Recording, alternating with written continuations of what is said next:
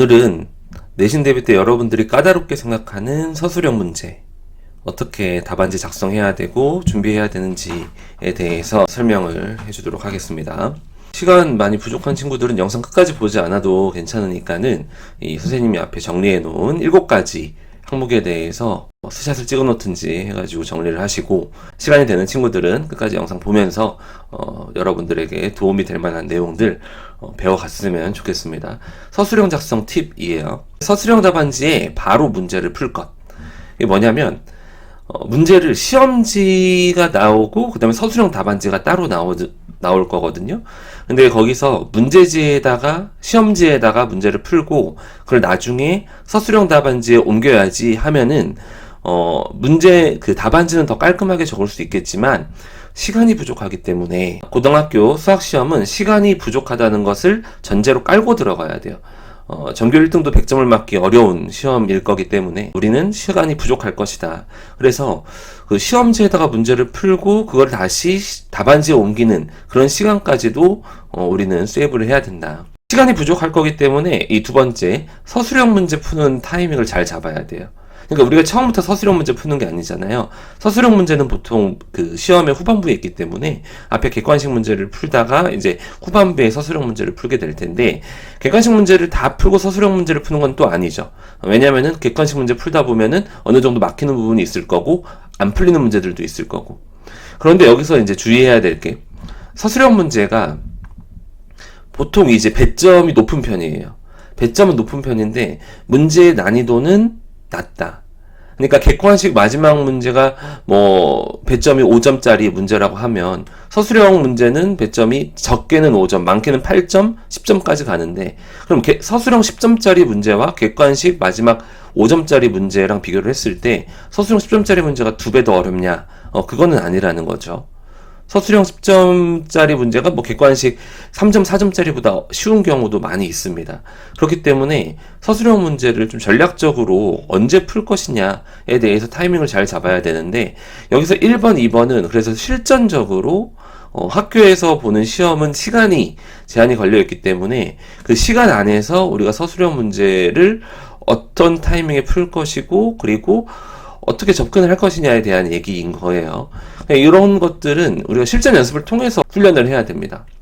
그냥 혼자서 문제집 풀 때는 이런 부분이 잘 훈련이 되지 않고 20문제 한 세트 실제 시험을 우리가 풀 때 50분 재고 푼다라고 한다면은, 그리고 실제로 OMR 답안지 그리고 서술형 답안지 작성하면서 바로바로 우리가 제출할 용도의 풀이 과정을 쓰는 연습, 우리가 끄적끄적 문제 푸는 거 말고 실제로 서술형 답안지를 바로바로 작성하는 연습을 해야 되고, 그 다음에 어느 정도 타이밍, 50분에 우리가 시간 운영을 할 때 어느 타이밍에 서술형 문제를 풀 것인지는 실전 연습을 통해서 우리가 해야 될 것이고, 그 다음에 세 번째, 읽는 사람으로 하여금, 여기서 읽는 사람이라는 거는 채점자인 선생님이 되겠죠. 읽는 사람으로 하여금 왜? 라는 생각이 들지 않게 서술형을 답안 작성해야 됩니다. 이게 무슨 얘기냐면, 여러분들이 서술형 답안을 작성하다 보면 착각을 해요. 선생님이 이 정도는 아시겠지? 하고 착각을 할 수 있는데, 아니야. 선생님이 여러분들의 풀이 과정을 읽어 내려갈 때에 이걸 왜 이렇게 했지? 라는 의문이 드는 순간 부분 점수가 감점이 되는 거예요. 그러니까 너무 자세하지는 않게, 그러니까 중학교 과정까지 배웠던 내용들을 구구절절히 서술할 필요 없고, 우리가 시험 범위에서 배웠던 내용들이 있잖아요. 이번 시험 범위에서 배웠던 내용들은 서술을 해주는 게 좋습니다.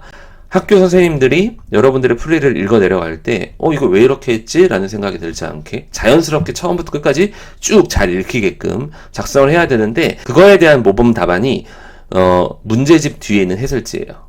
이따가 해설지 보면서 같이 얘기할 텐데, 여러분들이 서술형 답안지를 어떻게 작성해야 할지 모르겠어? 그러면 문제집 뒤에 해설지 보시면 됩니다. 그게 모범 답안이에요. 문제집 뒤에 해설지랑 최대한 비슷하게 쓰려고 노력을 하면 여러분들은 서술형을 굉장히 잘 쓰는 학생이 되어 있을 거예요.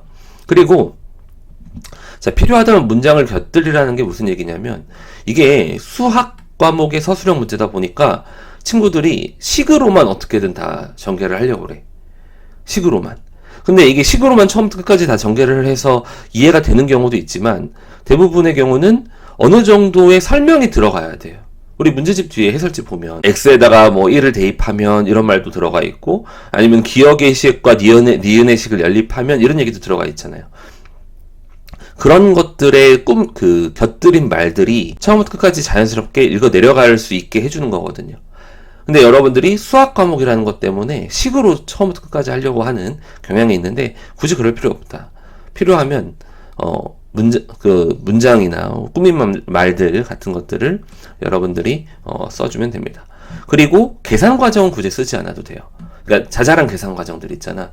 여러분들의 그 서술하는 과정, 알고 있는 개념, 이런 것들을 정확하게 숙지하고 있느냐를 평가하는 게 서술형이지, 여러분들의 단순 덧셈, 뺄셈, 곱셈, 사칙연산 등을 평가하는 건 아니기 때문에, 여러분들이 어느 정도 식을 딱 써줬으면은 그냥 바로 이어서 위의 식을 계산하면 이 정도의 말로 받아가지고 결과만 써도 됩니다. 예, 굳이 자잘한 계산 과정을 다 쓸 필요는 없다. 그리고 마지막으로, 아무리 악필이라고 하더라도 알아볼 수 있게 성의껏 작성을 해주세요. 물론 여러분들의 가지고 있는 실력이 중요한 거긴 하지만 겉 포장도 중요하다. 우리가 음식을 먹을 때 음식이 맛있다고 하더라도 플레이팅도 중요한 거잖아요.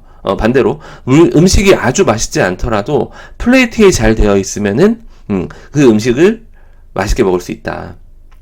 음식의 맛이 올라가는 효과가 있다. 그러니까 알아볼 수 있게 성의껏 작성을 하셔야 됩니다.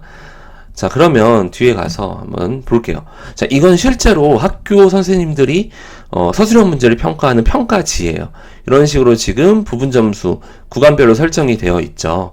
그래서 과정을 정확하게 기술을 해줘야 된다. 그러니까 여러분들이 예를 들어서 답만 맞았다라고 하면은 답에 대한 점수는 굉장히 적고, 그리고 안 줄 수도 있어요. 그러니까 이게 그 구간별로 맞았을 때 부분 점수를 줄 수도 있지만, 처음에 틀려버리면 그 이후로는 안 줘버릴 수도 있어, 점수를. 그래서 그건 학교 선생님마다 또 학교마다 이게 다르기 때문에 여러분들이 이런 식으로 서술형이 평가가 되는구나. 우리가 문제는 볼 수 없더라도 이런 구간별로 정해진 개념이 딱딱 들어가야 된다라는 걸 참고를 하면서, 다른 친구들이 봐봐요. 여러분들이 다른 친구들이 어떻게 서술형을 쓰는지 볼 기회가 없을 거야. 그쵸? 내가 쓴 서술형만 알고 있지, 다른 친구들이 어떻게 서술형을 썼는지 모르기 때문에 선생님이 그나마 잘 쓰여진 서술형 답안지를 여러분들에게 소개를 시켜줄게요. 아까 얘기했었던 우리의 모범 답안, 서술형 답지의 모범 답안은 뒤에 문제집의 해설지입니다. 해설지 갖다 놨어요. 예, 보시면은 식도 써있고, 자연스럽게 이 등식은 x에 대한 항등식으로 블라블라 하면서 쭉 자연스럽게 끝까지 읽어내려가기에 무리가 없죠. 기억, 니은 이렇게 써주면서, 여러분들도 이렇게 할 수도 있어. 기억, 니은 이렇게 써주면서 왜냐하면 그 기호도 넣고 뭐 대입하면 이런 얘기들 하면서, 그러니까 여러분들이 식 보면은 이렇게 자연스럽게 연결되기 위한 이런 장치들이 좀 부족합니다. 예, 그래서 해설지 보면서 연습을 하는 것도 도움이 된다. 내가 서술형 쓰는 게 좀 부족한 것 같아? 그러면 고쟁이 같은 문제집 아무거나 하나 가져와가지고 문제 잡고 문제 밑에다가 서술형 내가 작성할 거야 하고 써보세요. 써본 다음에 그 문제에 대한 뒤에 해설지랑 자신의 풀이랑 비교해보세요. 그러면 금방 피드백도 되고 실력이 늘 거예요. 자, 그러면 아까 얘기했었던 학생들이 작성한 답안지 한번 볼게요. 기본적으로 잘 쓰여진 답안지예요. 많은 학교에서 볼펜으로 서술을 하게 되어 있을 텐데, 볼펜으로 서술하는 학교들은 볼펜으로 쓴 연습 따로 하면 더 좋을 것 같고, 이런 식의 풀이 있잖아요. 이게 사실 Q라고 쓴 것 같은데 다시 지우고 쓰세요. 이런 것들 지우고 쓰세요.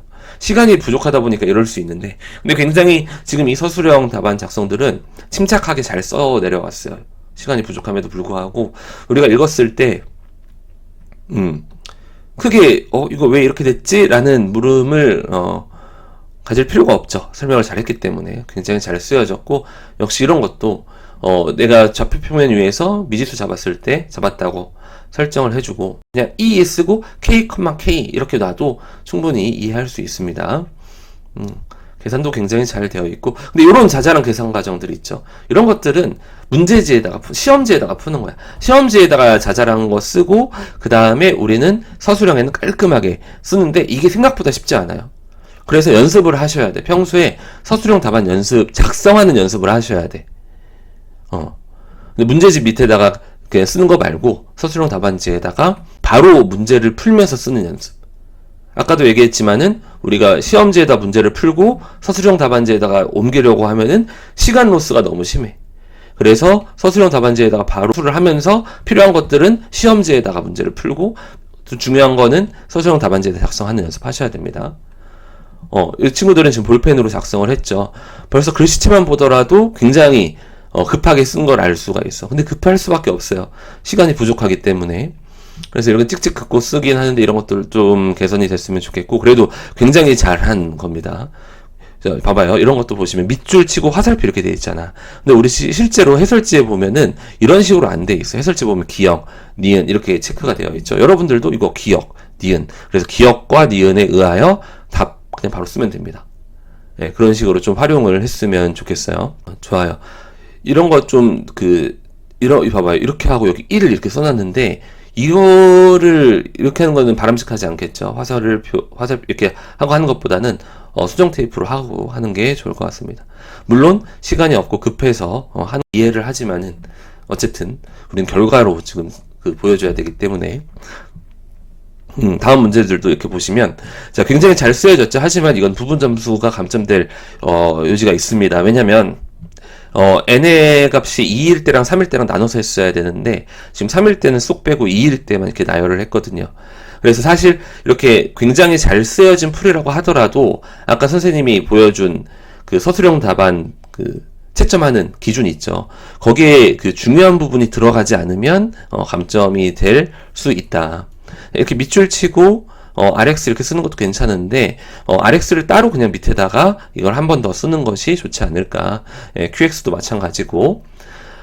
그 다음에 이렇게 보시면은 사실 이 친구가 굉장히 공부를 잘하는 친구고 잘하는 친구야. 이 과정도 전부 다 맞았어요. 근데 글씨가 좀 알아보기가 힘들어.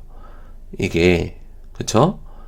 이게 자 n은 1이면 fx가 3차식이라는 조건 을 만족을 하지 않기 때문에 n은 2 또는 3이다.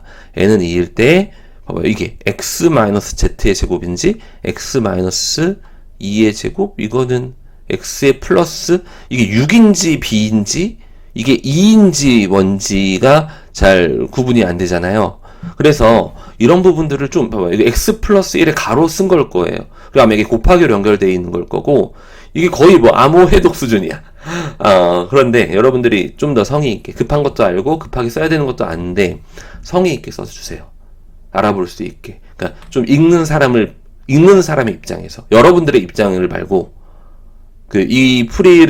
여러분들의 풀이를 채점하는 사람 입장에서 써주려고 노력을 했으면 좋겠습니다. 아까 얘기했었던 7가지 항목은 서술형 문제 작성 팁인 거고 서술형 문제를 잘 풀려면 결국에는 실력이 중요합니다. 실력이 갖춰진 상태에서 선생님이 얘기했었던 7가지 항목들이 여러분들에게 도움이 되었으면 합니다. 지금 4월 3일인데 중간고사 한 달도 안 남았어요. 4주 정도 남았는데 여러분들이 이런 부분들까지 꼼꼼하게 준비해서 좋은 결과 있으면 좋겠습니다.